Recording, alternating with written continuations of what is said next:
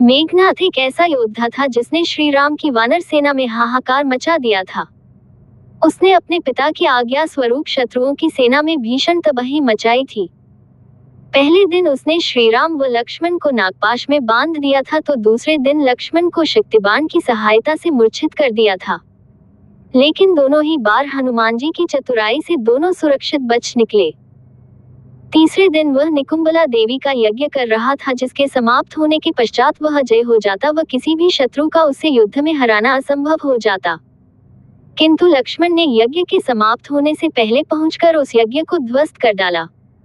इसके बाद तो मेघनाथ लक्ष्मण युद्ध बहुत ही भीषण स्थिति में पहुंच गया था। उसके पास 3 सर्वोच्च अस्त्र थे जिनका प्रयोग उसने लक्ष्मण पर किया। मेघनाथ ने एक बार राक्षसों के गुरु शुक्राचार्य की सहायता से 7 यज्ञों का महाआयोजन किया था जिसमें उसे त्रिदेव से कई प्रकार की शक्तियां व वर प्राप्त हुए थे। उन्हीं शक्तियों में उसे भगवान ब्रह्मा के सर्वोच्च अस्त्र ब्रह्मास्त्र, भगवान विष्णु के सर्वोच्च अस्त्र नारायण अस्त्र व भगवान शिव के सर्वोच्च अस्त्र पशुपति अस्त्र प्राप्त हुए थे। ये 3 अस्त्र अत्यंत विनाशकारी थे जिनका प्रयोग करने पर प्रलय तक आ सकती थी।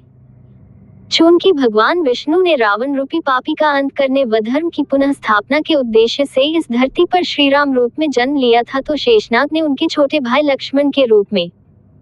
जब शेषनाग रूपी लक्ष्मण व रावण पुत्र मेघनाथ के बीच तीसरे दिन युद्ध शुरू हुआ तब मेघनाथ ने अपने सभी बड़े अस्त्रों का प्रयोग किया था। सबसे पहले मेघनाथ ने लक्ष्मण पर भगवान ब्रह्मा के सबसे बड़े अस्त्र ब्रह्मास्त्र को छोड़ा। जब लक्ष्मण ने ब्रह्मास्त्र को देखा तो वे उसके सामने हाथ जोड़कर खड़े हो गए। लक्ष्मण को देखकर ब्रह्मास्त्र उन्हें बिना कोई हानि पहुंचाए वापस चला गया। चूंकि जब भगवान ब्रह्मा ने ब्रह्मास्त्र का निर्माण किया था तब उन्होंने इसे धर्म की रक्षा के उद्देश्य से बनाया था जिसका प्रयोग किसी भी युद्ध में अंतिम विकल्प के रूप में किया जाना था। साथ ही उन्होंने इसके निर्माण में ये ध्यान रखा था कि इससे भगवान शिव आदिशक्ति, भगवान विष्णु व शेषनाग को कोई हानि नहीं पहुंचे।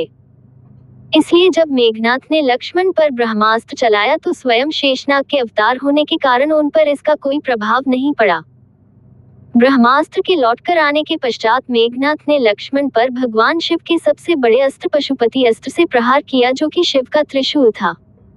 किंतु इसका भी कोई प्रभाव लक्ष्मण पर नहीं पड़ा। इसके साथ भी यही नियम था कि वह भगवान विष्णु व शेषनाग पर कोई प्रभाव नहीं डाल सकता था। इसलिए ये भी बिना अपना प्रभाव दिखाए वापस आ गया। मेघनाथ लक्ष्मण युद्ध में ये कुछ ऐसे पल थे जब मेघनाथ को यह एहसास होने लगा था कि वह जिससे युद्ध कर रहा है वह सामान्य मनुष्य नहीं बल्कि ईश्वरीय अवतार है। हालांकि अभी भी उसके पास भगवान विष्णु का सबसे बड़ा अस्त्र नारायण अस्त्र था। इसके बाद मेघनाथ ने अपने अंतिम सबसे बड़े अस्त्र नारायण अस्त्र से लक्ष्मण पर प्रहार किया जो भगवान विष्णु का सुदर्शन चक्र था।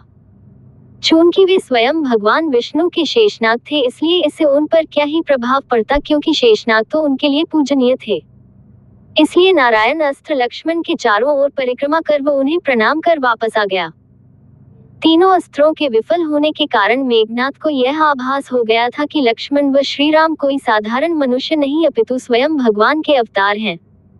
उसने यह बात जाकर अपने पिता रावण को समझाई लेकिन उसके न समझने पर वह वापस युद्ध भूमि में आया।